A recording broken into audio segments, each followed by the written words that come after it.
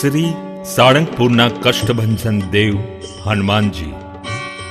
શ્રી હનુમાનજી એટલે રામના દૂત, બુદ્ધિના સાગર, વિદ્યાવાન, મહાવીર, કુમતિને દૂર કરનારા, સુમતિ આપનારા ઈષ્ટદેવ ભગવાન શ્રી સ્વામિનારાયણ મહાપ્રભુના આદેશરૂપ શિક્ષાપત્રી શ્લોક 85માં આદેશ કરેલો છે.